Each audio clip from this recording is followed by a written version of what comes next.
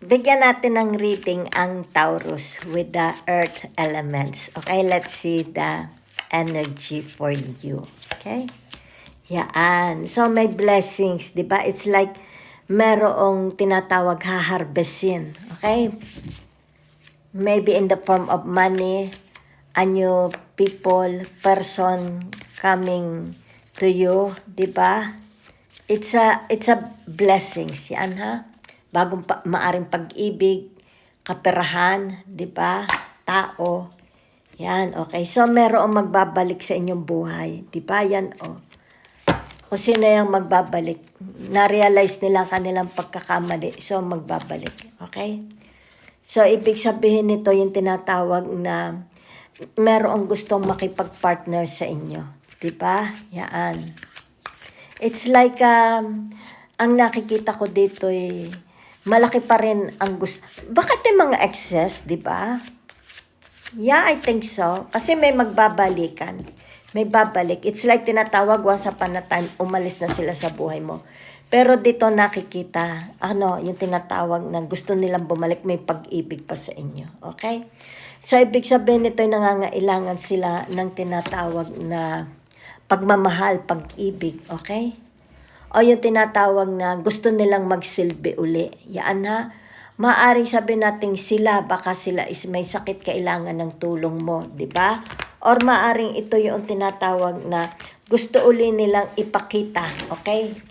Gusto nilang ipakita, okay? Na nagsisisi na sila at gusto kanilang pagsilbihan. Di ba? Yan. Bakit yung mga excess na past, di ba? So kung sino man ito, ibig sabihin nito yung tinatawag sawing-sawi ang puso, pwedeng namatay, di ba? Pwedeng sabihin na nating nag-expire na ang buhay niya.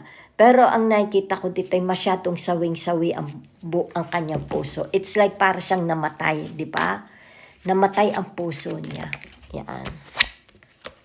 So meron ditong tinatawag na celebration, di ba? Maaaring may magbabalikan dito. Kay maaaring may kakasal, 'di ba? May uuwi. Yan, may reunion, family reunion, baptism, wedding, 'di ba? Mga bagong family members, 'di ba? Yan. So ibig sabihin nito, tinatawag na it's like meron kayong kakampi, 'di ba? Yan.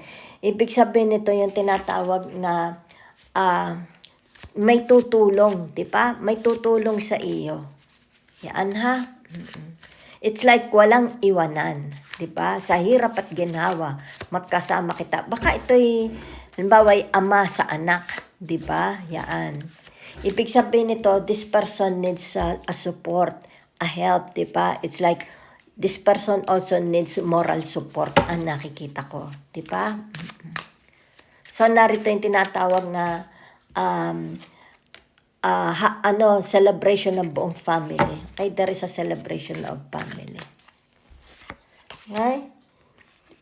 So, meron ditong tinatawag na hindi sila pareho ng vibes, hindi sila pareho ng energy. Okay? Ibig sabihin nito yung tinatawag na ayaw na, it's like ayaw na niya ng connection sa tao na ito. Diba? Yan. It's like tinatawag na ayaw niyang ang taong ito is humahadlang sa gusto niya. Diba? Yan. Ayaw niya nang hinahadlangan siya. Okay? Yan. Ayaw niya na siya is pinakikialman, minamanduhan, minamanipulate. Okay? So, naririto ang the high priestess. Ibig sabihin nito, yung nararamdaman, is it worth, di ba? Yan. Merong tinatawag na hindi pa niya alam, di ba? Yan. Meron siyang hindi alam, lingid sa kanya, na wala siya kamalay-malay, di ba? May mga nangyayari na. Okay? Yan. So, ibig sabihin nito, yung tinatawag na hindi niya alam kung sino ang pipiliin niya. Di ba? It's like, naguguluhan siya sino sa dalawang tao na ito ang pipiliin niya. Diba? Yan. Kasi meron ditong tinatawag, it's like forever silang dalawa, Yan. Sa hirap at ginhawa. Sila'y magkasama. Meron ditong perfectionist. Yan, Siguro meron siyang kailangan balikan sa buhay niya para ito is isaayos niya, di ba? Ito yung tinatawag na kailangang meron sa buhay niya. Ito nakikita ko lang ha. Meron sa buhay niya, maaring tao, bagay, trabaho, di ba? Family, children. Kailangan niyang ayusin, di ba? Yan. Kailangan niyang balikan para ayusin. Okay? So, ano ito? Ito yung tinatawag na it's like ingay, di ba?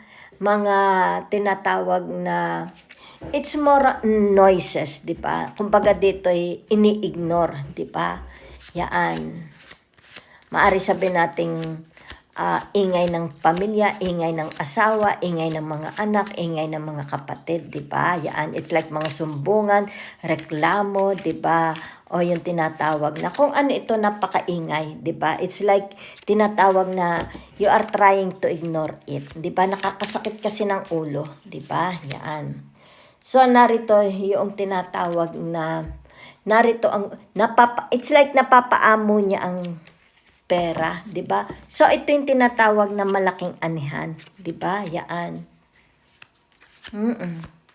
Ito yung tinatawag na napalaki mo, 'di ba? It's like halimbawa sabihin na nating maliit na baka, napalaki mo ang baka, yung worth, 'di ba? Yung worth ng assets, yung worth mo, 'di ba? Magkano ang halaga mo, 'di ba? Yaan. Halimbawa, ang worth mo is sabihin na nating 3 billion, di ba? Kasi ito, narito, it's like tinatawag na inalagaan mo, di ba? Wealth, maari sa investment, di ba? Yung kinita mo. Pero nakikita ko dito yung magkano ang halaga mo, 'di ba? So ang ibig sabihin ang halaga mo is napakamahal, 'di ba? Maaring marami kang pera sa bangko, 'di ba? Or halimbawa sabihin na natin ang properties mo, kung pagsasama-samahin yung tinatawag assets, 'di ba? Gaano ang presyo, ang laki ng assets mo, nakikita diyan, the worth of your assets or the worth ikaw ang worth mo. Okay? So, naririto ang tinatawag the Knight of Cups, di ba? Yan. Kapanatagan ng pag-iisip ng damdamin, di ba? Magkakaroon ng kapanatagan. Okay? So, maaaring sabihin na natin dito, di ba? Whatever is this, kung ano man ito, between you and them, magkakaroon na tinatawag kapanatagan. Di ba? Yan. So, ano pa? Maaring sabihin na natin merong very, very dependent sa inyo, di ba? So, ibig sabihin nito yung tinatawag kapanatagan, di ba? It's like, maalis na ang burden mo, okay? So, ito nakikita ko sa inyo, it's about your worth, di ba? Your assets. Yan ha, okay? Kung ano man ito ha, it's like siguro dito maraming, kung mayamang ka Taurus, ito yung tinatawag maraming nag-aagaw, nagkaka-interest sa iyong yaman, di ba? Yan. So, kumbaga dito yung tinatawag na ini-ignore mo, di ba? Yan.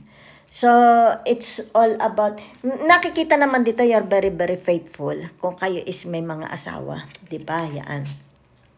So, meron ditong tinatawag na manifesting happiness, okay? Yan. Celebration. Pero meron ditong wasak na wasak ang puso niya, okay? Yan.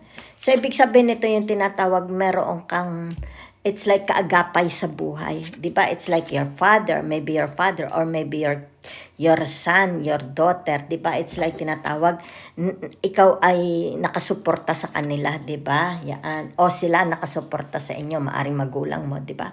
Pero meron ditong pinag-uusapang worth assets, di ba? Yung tinatawag na yung lapad, di ba? Ano ang the worth? Yun na nakikita ko ha. Yan, na kayamanan, di ba? Maring ito'y sa iyo, di ba? Sa iyo ibibigay. Yan ha, igagarant. Okay? Thank you.